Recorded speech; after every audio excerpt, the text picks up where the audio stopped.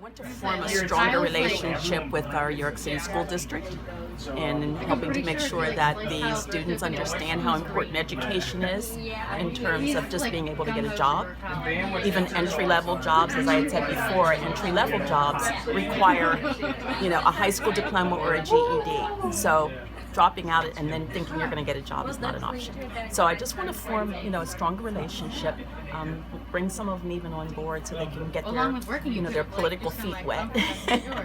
And so that's pretty much it. That and of course all the things that we always do, enforceable and good legislation, as well as passing a budget that has no tax increases. While it's hard to say what you can accomplish, because council, you're one of five, and then plus the mayor has to agree with you, it's hard to say, but I want to get taxes down as far as we can. The mayor says we can get them down a little, so I'm going to try and push for a little bit more.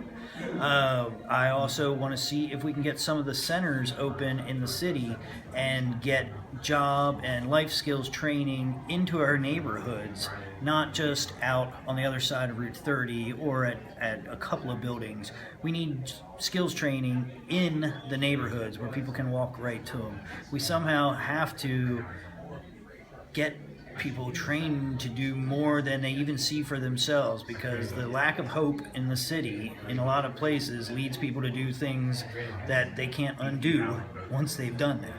So we need to provide more of a safety net and help build everybody up, instead of just catching them at the end after they've done something wrong. Yeah, there's about 70% of the vote is counted, and I think I'm running a close third.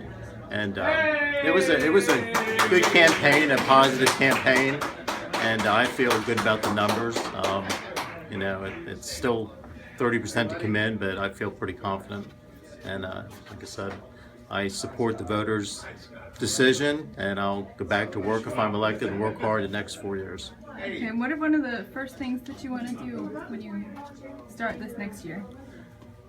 Just continuity with the board, if there is a new person on the board, and look at the fiscal policies of the county and making sure we're on the right track for future growth and prosperity, and hoping that the state budget gets passed soon so we don't have to borrow money, and there's certainly a lot of problems with not getting state funding.